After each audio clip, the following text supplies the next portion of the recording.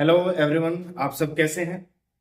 मैं लेकर के आ चुका हूं एक आपका स्पेशल वीडियो वर्ब चैप्टर से।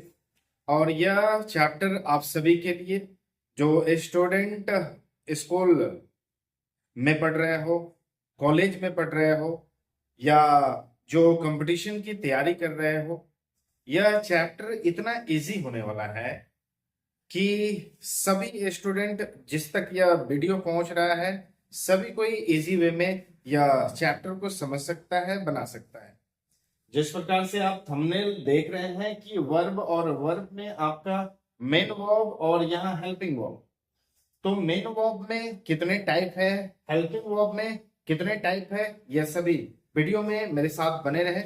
मैं आप सभी को इसके बारे में डिटेल्स बताता हूँ। इस वीडियो में लास्ट तक बने रहने का एक खास कारण भी है। इसमें आप सभी के लिए चैलेंजेस भी दिया जाएगा कि वीडियो देखने के बाद आप रियली में अगर समझ पा रहे हैं तो वह चैलेंज भी आप बढ़िया तरीके से कर पाएंगे। तो मेरे साथ आप बने रहें और साथ ही साथ आप अपने दोस्तों को भी यह वीडियो शेयर कर दें। अब अभी आप देख रहे हैं तो लाइक करना भी ना भूलेंगे, कमेंट करना भी ना भूलेंगे, और यह भी ना भूलेंगे, है ना। तो चलिए ले चलते हैं आप सभी के लिए एकदम इजी वे में। तो मैं चाहता हूं कि आप वर्ब को बढ़िया से समझे, है ना।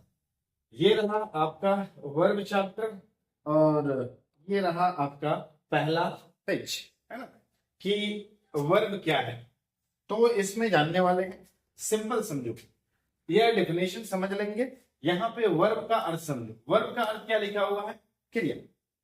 इस क्रिया को मैं एकदम सिंपल वे में बोलता हूं, काम। यानी कोई भी अगर सेंटेंस लिखा गया हो उसमें तो कोई ना कोई काम जरूर हो रहा है, और यह काम को वर्ब बोल सकते हैं ना। अगर वर्ब उसमें दिखाई दे रहा है मतलब वह वर्ब को डिफाइन कर रहा है। अब वर्ब में आपका जानना यह बेहद जरूरी हो जाएगा कि भाई वर्ब में जो टाइप आपने थंबनेल में देखा कि वर्ब में अब मेन वर्ब है, अब मेन वर्ब है कि हेल्पिंग वर्ब है। मेन वर्ब में ट्रांजिटिव है, इंट्रांजिटिव है। हेल्पिंग वर्ब में आपका सिंगुलर है, प्लूरल है, कैसा है, तो वह तो पता चलेगा जब उसके टाइप खुलेंगे। तो यह डेफिनेशन समझ लेते हैं, फिर टाइप में चलते हैं। डेफिनेशन क्या लिखा हुआ है कि a verb is a word that shows an action, a state or occurrence in a sentence। Means कि वर्ब वह शब्द है जो वाक्य में किसी कार्य, अवस्था या होने की स्थिति को बताता है। अब इतना लंबा चौड़ा आपको डेफिनेशन क्यों याद करना? सिंपल तरीका है कि अगर लिखा हुआ है कि राम काम करता है, अब ध्यान से समझेंगे, राम काम करता है, तो राम कुछ ना कुछ तो कर रहा है, काम कर रहा है ना। तो यह करना जो शब्द आ रहा है, यह करना शब्द, यह आपका क्या है? यही तो वर्ब है। अब सीता एक पत्र लिख रही है, सीता एक पत्र, बढ़िया से समझेंगे, पत्र लिख रही है। अगर ऐसा सेंटेंस है, सीता एक पत्र लिख रही है, ध्यान से समझिए, तो सीता कुछ ना कुछ काम कर रही है। तो भाई काम क्या कर रही है? तो पत्र को क्या करना? लिखना। और ये जो लिखने का काम हो रहा है, यही आपका लिखना क्या है? यह वर्ब है। अब समझते हैं कि सर बहुत सारे ऐसे बच्चे हैं जिनको क्लियर नहीं हो पाता है कि पहचानेंगे कैसे सर। तो मैं एक अचूक तरीका बताता हूं आपको पहचानने का, एकदम यूनिक। वर्ब जितने भी होंगे, जैसे अगर देख लो प्रैक्टिकली, रीड, राइट, गो, कम, डांस, ये जितने भी मैं यह वर्ब फॉर्म में मैंने लिखा, जितना भी मैंने लिखा, इसमें अचूक तरीका क्या है सर? इसे गौर से देखिए तो रीड का अर्थ क्या है? पढ़ना। और राइट का अर्थ क्या है? लिखना। ठीक है, तो इसमें गौर से लास्ट वाला लेटर दिख रहा है क्या? गो का अर्थ क्या है? जाना। तो लास्ट वाला लेटर दिख रहा है क्या? इसमें कॉमन क्या है? यह सभी ना ना ना, है ना। कम का अर्थ क्या है? आना। तो एक चीज तो कॉमन आपको पता चल जाना चाहिए कि वर्ब को पहचानने का तरीका या लास्ट में क्या लिखना चाहिए, ना। तो सर यहाँ एक और क्वेश्चन आ रहा है ना, क्या ना वाले जितने भी वर्ड्स आएंगे क्या वही वर्ब है, तो फिर वह कौन सा वर्ब है ना। तो यह भी तो एक प्रश्न हो गया ना। तो वह वर्ब के टाइप में चलते हैं कि ना वाला कहाँ पे यह काम करेगा, और इसके अलावा भी क्या कुछ और भी पहचान है जिससे पहचाना जा सके। तो ले चलते हैं आप सभी को अब टाइप में इसके, है ना। चलिए पहला इसमें देखिए type, total types of verb में, या पहला आपका मेन वर्ब, दूसरा ऑक्सिलरी वर्ब जिसे हम हेल्पिंग वर्ब कहेंगे, तीसरा मॉडल वर्ब, चौथा ट्रांजिटिव, और पांचवा इंट्रांजिटिव वर्ब। यह केवल और केवल आपके वर्ब के क्या है, टाइप है। तो मैं यहाँ पे कोडिंग थोड़ा सा कर देता हूं जिसे समझने में आपको दिक्कत ना हो। यह मेन वर्ब जितने भी दिखाई दे रहे हैं इसको पहचानने का तरीका ना है, क्लियर है। जितने भी यहाँ ट्रांजिटिव वर्ब दिख रहे हैं इसे पहचानने का तरीका ना है, और इंट्रांजिटिव जितने दिख रहे हैं उसे पहचानने का तरीका ना है। तो सर इसमें एग्जाम्पल तो एक भी नहीं है, तो कॉमन मैंने एक बता दिया ना कि किसे किसे ऑर्बिटल याद रख लीजिए इसे, कि मेन वर्ब का यह एक टाइप ही है, ट्रांजिटिव और इंट्रांजिटिव। तो मेन वर्ब हो, ट्रांजिटिव हो, इंट्रांजिटिव हो, जब इसके डिटेल्स में इन करेंगे अभी तुरंत तो उसमें जान जाएंगे, कोई दिक्कत नहीं। लेकिन एक कॉमन चीज आप तो माइंड में सेट कर लीजिए ना कि मेन वर्ब हो, ट्रांजिटिव हो, इंट्रांजिटिव हो, यह तीनों के पहचानने का तरीका क्या हो गया, लास्ट में हिंदी वाले लास्ट में क्या लगा होगा, ना वर्ड इसमें जरूर लगा होगा, है ना। जैसे अब मेन वर्ब में अभी उधर पेज में मैंने लिया था लेकिन फिर भी मैं ले रहा हूं, कोई दिक्कत नहीं। रीड हिंदी क्या हुआ, पढ़ना, ये सभी मेन वर्ब हो गए, है ना। राइट इसका हिंदी क्या हुआ, लिखना। अब इसमें भी क्या आ गया, ना, है ना। तो यह मेन वर्ब हो गया। अब इसमें रीड, राइट, अब एक वर्ड अगर ले लू, क्राई, चिल्लाना, है ना, चिल्लाना। गौर से देखिए तक, यह गड़बड़ हो रहा है, हाँ बिल्कुल गड़बड़ हो रहा है। इधर आइए, क्या देखिए, इसको डिलीट मारिए यहां से। चलिए तो चिल्लाना देख लीजिए, इसमें लास्ट वर्ड क्या दिख रहा है, ना।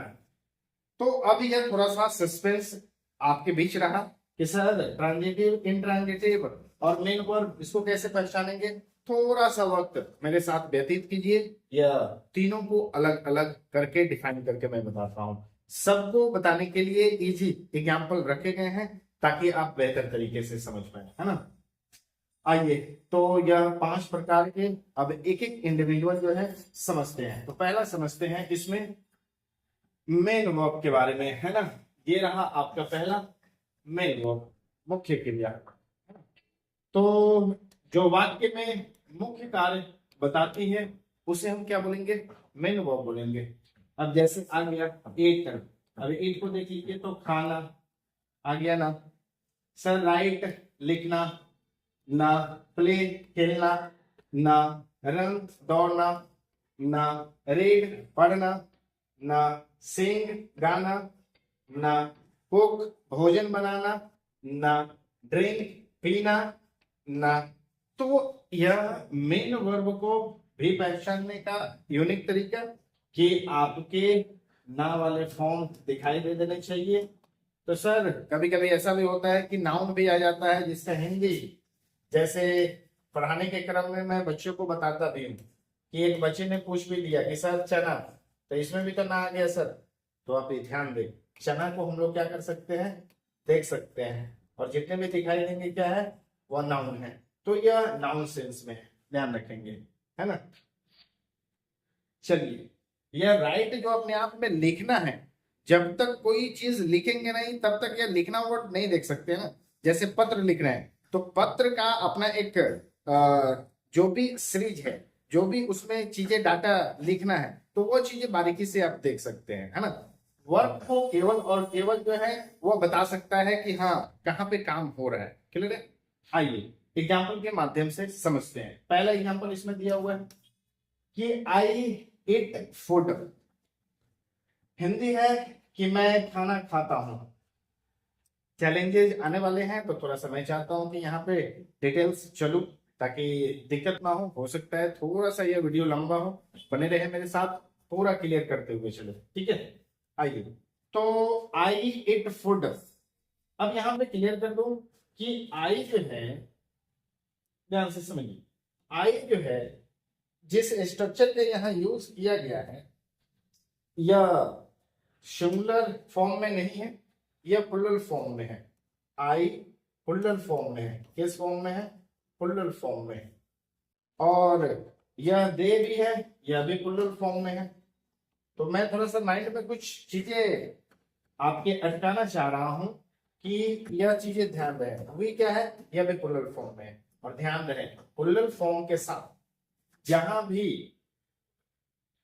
पहचान की बात करेंगे, जहां भी पहचान की बात करेंगे, तो एक कॉमन चीज इसमें छुपा हुआ होगा कि वह स्ट्रक्चर कौन सा आएगा? Subject plus V1 plus object के सेंस में पहचान की बात करेंगे तो एक आएगा ता हूं, और दूसरा आएगा इसमें ते है। और यह ता हूं ते है, यह काम करेगा वहां पे जहां पे वर्ब का लास्ट फॉर्म जो ना लिखा हुआ है, वह ना को हटा करके और यह फॉर्म जोड़ेंगे। क्लियर? तो ऐसे भी समझ सकते हैं, जैसे इट लिखा हुआ है तो इट का अर्थ खाना है, और इसे यह चूंकि सभी के सभी जो है V1 फॉर्म में दिए गए हैं, इसलिए इसके पहचान में या तो ता है जोड़ दीजिए, या तो सॉरी ता है नहीं कीजिए, इसमें ते है कर दीजिए, या तो ताहू कर दीजिए। चलिए, इसमें क्या कर दीजिए? ते हैं कर दीजिए या ताहू कर दीजिए, कोई दिक्कत नहीं है। तो सभी जो है किसके किसके साथ होंगे? तो प्लुरल सब्जेक्ट के साथ यूज होंगे। क्लियर है? तो आई इट फूड, मैं खाना खाता हूं। अब दूसरा पॉइंट आ गया, सी राइट्स। अब यहाँ पे दूसरे पॉइंट को यहाँ पे थोड़ा सा इंडिकेट कर दे कि सर सी आ रहा है और ही आ रहा है। तो सी और ही यह चूंकि सिंगुलर फॉर्म में है, तो इसके साथ हमेशा V5 फॉर्म यूज करेंगे। और V5 फॉर्म यह स्ट्रक्चर रहा आपका subject plus V5 plus object. V5 form यह भी सिंगुलर फॉर्म में होता है। ठीक है जी, तो सिंगुलर के साथ सिंगुलर ही अटैच करेंगे। अब इतना डेप्थ में इसमें अगर चले गए तो थोड़ा सा और वक्त लग सकता है, तो यह चीजें बारीकी से थोड़ा सा समझ लीजिए। आगे ले चलते हैं दूसरे टाइप में। क्लियर? यहाँ पे वर्ब फॉर्म अगर चुनने की बात आ जाएगी तो गौर से समझिए, यह आपका इट हो गया वर्ब, यह आपका राइट्स हो गया वर्ब, यह प्ले हो गया वर्ब, यह रन्स हो गया वर्ब, और यह लर्न हो गया वर्ब। क्लियर है? तो यह जितना भी मैंने राउंड किया है, यह सभी के सभी आपके वर्ब हो गए, वह भी मेन वर्ब। क्लियर? चलिए आइए ले चलते हैं नेक्स्ट वाले। नेक्स्ट आपका आ रहा है कौन सा? ऑक्सिलियरी वर्ब, या जिसे हम हेल्पिंग वर्ब करते हैं। अब उतना भारी भरकम वर्ड याद क्यों रखेंगे? सिंपल बात है, यह याद रखिए हेल्पिंग वर्ब। और हेल्पिंग वर्ब को भी याद रखने का आसान तरीका मैं बताता हूं। जो मेन वर्ब है ना, जो अभी आपने पढ़ा, उस मेन वर्ब से ठीक पहले जो सहायता करने के लिए आ जाए, जो हेल्प करने के लिए आ जाए, वही कहलाएगा हेल्पिंग वर्ब। अब रहा सवाल कि सर हेल्पिंग वर्ब सभी याद कैसे रखेंगे? तो याद तो थोड़ा सा रखना ही पड़ेगा, लेकिन फिर भी मैं कोशिश करूंगा कि उंगली पे उसे आप याद कर पाए, है ना। यहाँ पे उंगली पे कैसे याद रखेंगे ये चीजें मैं बता देता हूं, लेकिन पहले यहाँ समझ ले कि मेन वर्ब से ठीक पहले, मेन वर्ब से ठीक पहले जो हेल्प करने के लिए वर्ब आ जाए उसी को क्या बोलेंगे? हेल्पिंग वर्ब बोलेंगे। डेफिनेशन की बात करें तो मेन वर्ब की सहायता करके, जैसे टेंस में, वॉइस में, कहीं भी, है ना। तो मेन वर्ब की सहायता करने के लिए जो वर्ब आएगा उसको क्या बोलेंगे हम लोग? हेल्पिंग वर्ब बोलेंगे। जैसे देख लीजिए, is, am, are, was, were, has, have, had, will, do. अब ये जितने भी दिख रहे हैं ये सभी क्या है? हेल्पिंग वर्ब है। ऐसा नहीं है कि इतना ही है, इसके आगे बाई डज आ गया, डिड आ गया, है कि नहीं। अब विल है तो यह जाकर के मॉडल वर्ब में भी पढ़ना है। अब मॉडल वर्ब में अगर इसको पढ़ रहे हैं तो मॉडल में अगर अलग करते हैं तो फिर विल का अपना एक मॉडल वर्ब अगर पकड़ रहा है तो फिर विल हो जाएगा, शैल हो जाएगा, है ना, कैन हो जाएगा, कुड, मे, मस्ट, माइट। तो ये सभी मॉडल वर्ब के अंतर्गत आ जाएंगे। क्लियर है? तो मॉडल वर्ब को भी इसमें डाल दीजिए, किसमें? हेल्पिंग वर्ब में। मॉडल वर्ब को भी किसमें डाल दीजिए? हेल्पिंग वर्ब में। क्योंकि जितने भी मॉडल वर्ब्स है वह अपने साथ जो है मेन वर्ब लेकर के आएगा ही आएगा। तो स्वाभाविक है कि मेन वर्ब अगर लेके आ रहा है तो चाहे मॉडल वर्ब हो और चाहे is, am, are, was, were, has, have, had, ये सारे जो helping verb, do, does, did, ये सभी हेल्पिंग वर्ब जो है अपने साथ मेन वर्ब लेकर के आएगा। अगर आएगा मेन वर्ब की सहायता करने के लिए तो हेल्पिंग वर्ब बोलेंगे। लेकिन अगर सिंपल कोई सेंटेंस हो कि राम इज रिच, अब मुझे बताओ यहाँ पे भाई राम इज रिच लिखा गया है, इज कह रहा है कि सर हेल्पिंग वर्ब है, ठीक है। अब यहाँ इज हेल्पिंग वर्ब है कि मेन वर्ब है, कैसे कहेंगे? तो हेल्पिंग वर्ब तब बोलेंगे ना जब मेन वर्ब की सहायता करने के लिए आ जाए। लेकिन इसमें तो कोई मेन वर्ब दिख नहीं रहा है। एक्चुअली में अर्थ यह है कि जहां मेन वर्ब अगर नहीं दिखाई दे और हेल्पिंग वर्ब ही केवल दिखाई दे तो हेल्पिंग वर्ब की वजह से ही इस पूरे सेंटेंस का अर्थ बन रहा है। इसलिए यहाँ पे हेल्पिंग वर्ब ही एज अ मेन वर्ब कहलाएगा। यह चीजें ध्यान रखेंगे। क्लियर है? तो यह छोटा सा पॉइंट इफेक्टिव है, यह ध्यान रखना है। चलिए अब समझते हैं हेल्पिंग वर्ब को लेकर के। ये सभी अलग अलग स्ट्रक्चर पे है। जैसे यह इजएमआर V4 पे रखा गया है, इजएमआर V4 पे रखा गया है, यह भी इजएमआर V4, यह हैव हैड V3 और वाज वर V4 और विल, शैल, कैन, कुड यह V1। तो इसमें मॉडल वर्ब भी है, आपका पास्ट से रिलेटेड भी आपका हेल्पिंग वर्ब है, प्रेजेंट से रिलेटेड भी है और टेंस टेंस सभी टेंस पे ही है, कोई दिक्कत नहीं है। आइए अब इसमें से आपको कोई बंदा अगर बोल रहा है कि सर हेल्पिंग वर्ब कौन है, तो आपको बताने में देर नहीं होना चाहिए कि सर यह मेन वर्ब रीड या बदला हुआ रूप है। V1 में आईएनजी जोड़ने के बाद यह V4 बनता है, सॉरी हाँ ठीक है, V1 में आईएनजी जोड़ने के बाद क्या बनता है? V4 बनता है। तो यह एक बदला हुआ रूप है और यह वर्ब है। क्या है? यह वर्ब है। क्या है? यह वर्ब है और वर्ब की सहायता करने के लिए जो आ गया इसे कहेंगे हेल्पिंग वर्ब। क्लियर है? तो हेल्पिंग वर्ब इसमें देख लीजिए, एम है, इज है, हैव है, वाज है और ये विल है। ये सभी क्या है? Helping verb. अब पूछा जाए मेन वर्ब, तो मेन वर्ब आपका रीडिंग है, डांसिंग है, फिनिश्ड है, स्लीपिंग है और आपका गो है। तो यह आपका मेन वर्ब है। क्लियर? तो मैं ऐसा करता हूं कि ऑक्सिलियरी वर्ब या हेल्पिंग वर्ब दोनों को सेम नाम से पुकार सकते हैं, कोई दिक्कत नहीं है। तो यह आपके हेल्पिंग वर्ब हो गए। अब ले चलते हैं आपको नेक्स्ट वर्ब की ओर। ये रहा, चलिए मॉडल वर्ब, जिसकी मैं बातचीत कर रहा था कि sir modal verb as a helping verb के रूप में यूज होता है। हाँ बिल्कुल होता है जी, लेकिन इसकी कैटेगरी अलग कर दी गई है। ऐसा नहीं है कि यह हेल्पिंग वर्ब नहीं है, हेल्पिंग वर्ब ही है, लेकिन इसकी एक कैटेगरी अलग है जिसको आप समझ सकते हैं कि इतने सारे जो लिखे गए हैं ये सभी जो है मॉडल वर्ब है। क्लियर है?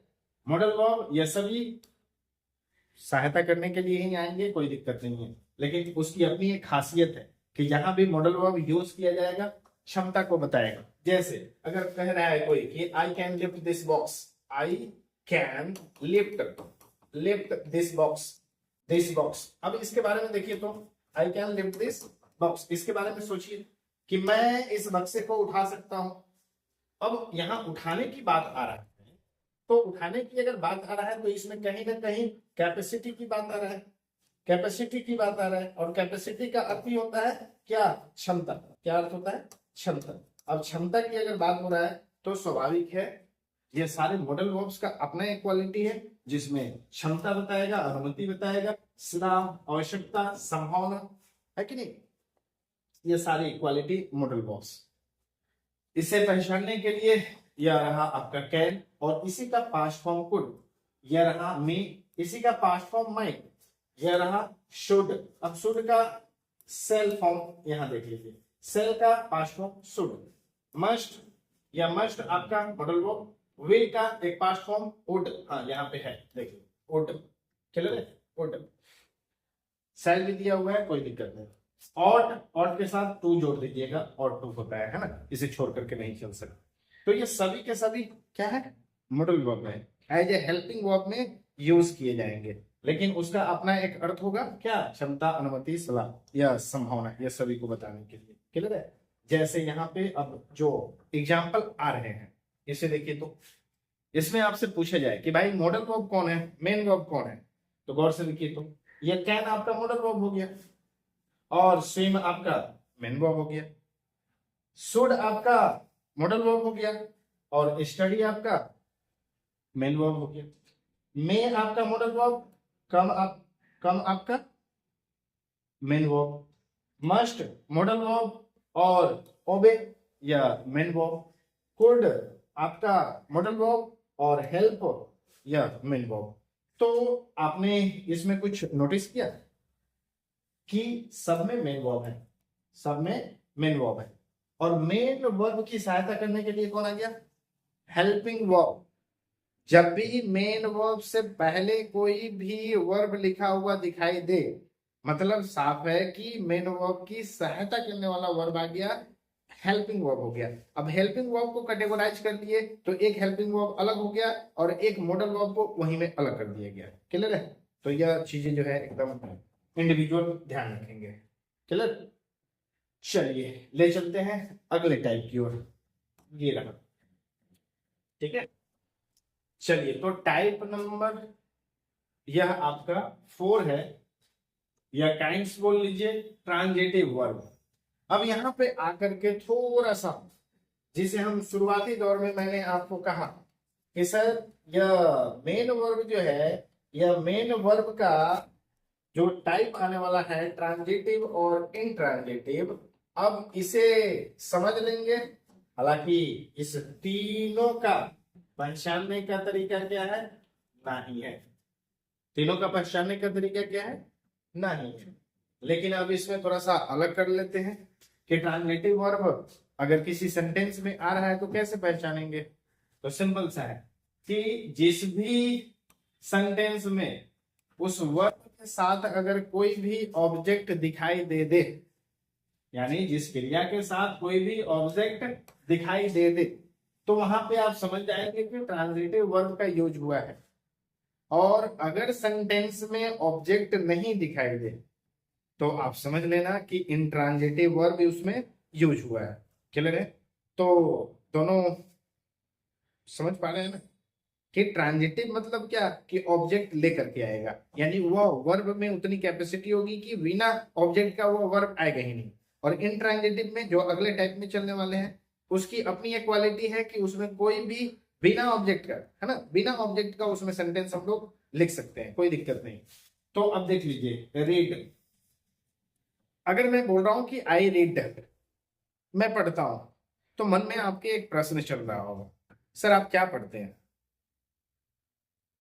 तो रीड अपने आप में एक ऐसा वर्ब फॉर्म है जिसे हम ट्रांजिटिव बोलेंगे, और जैसे ही कोई ना कोई ऑब्जेक्ट उसमें डाल देंगे तो वह सेंटेंस एकदम फुलफिल हो जाएगा।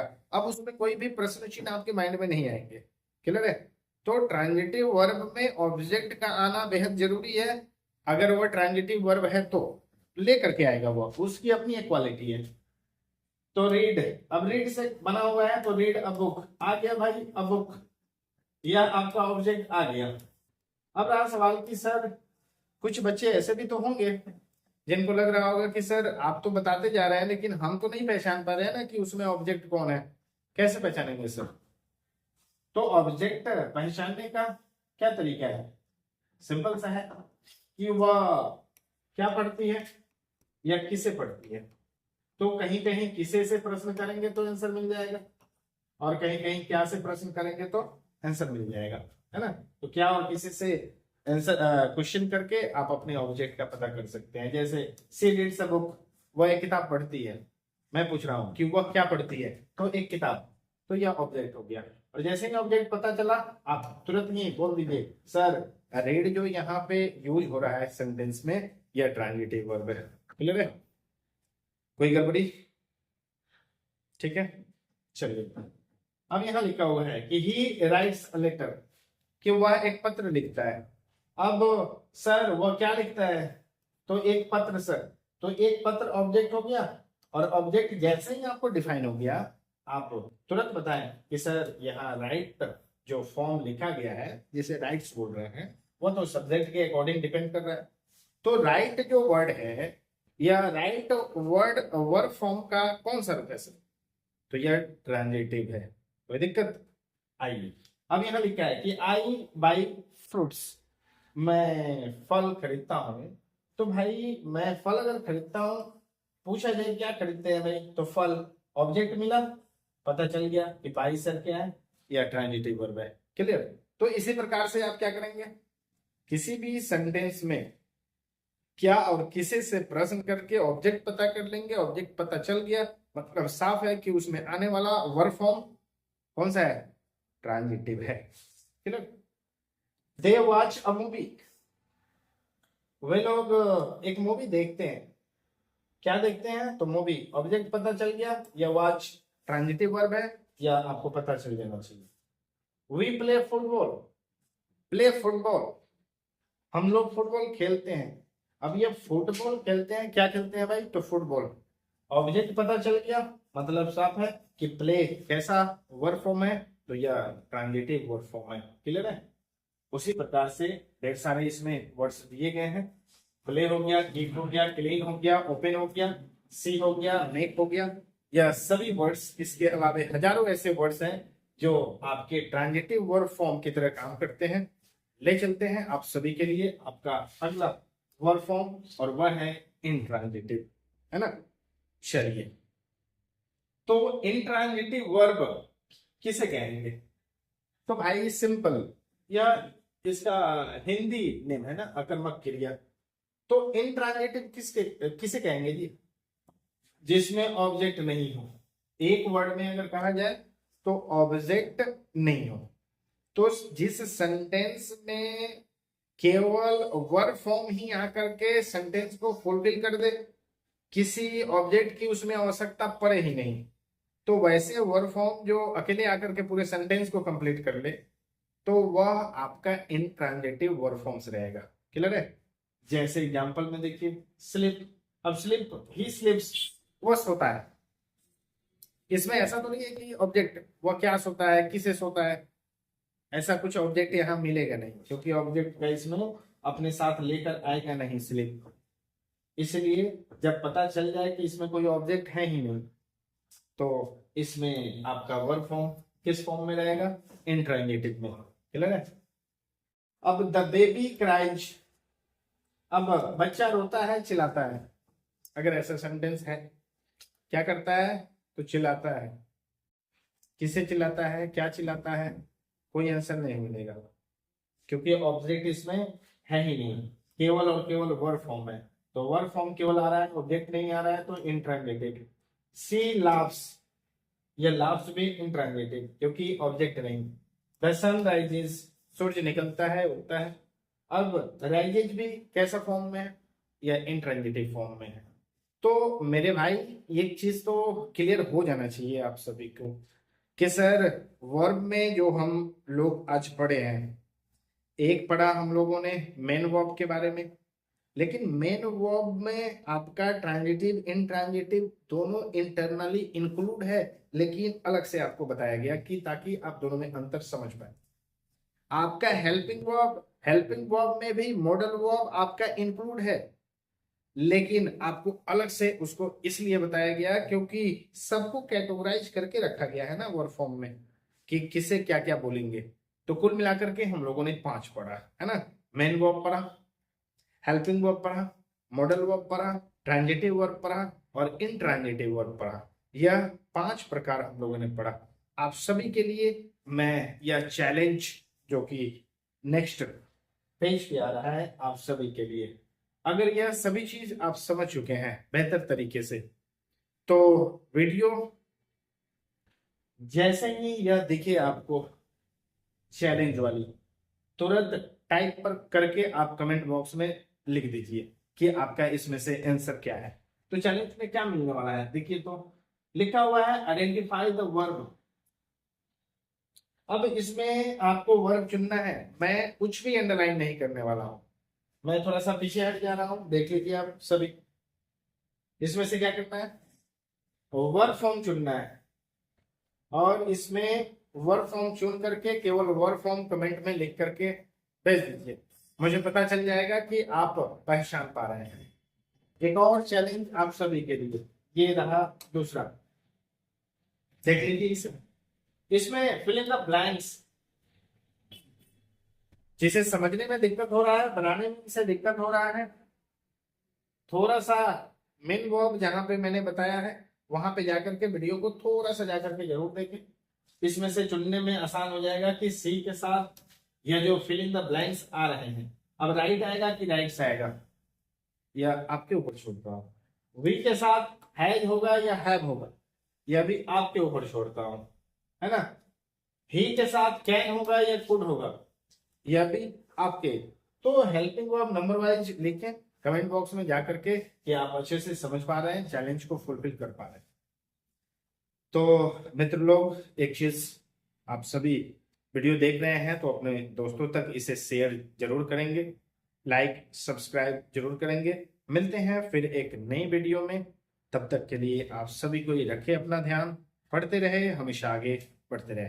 धन्यवाद।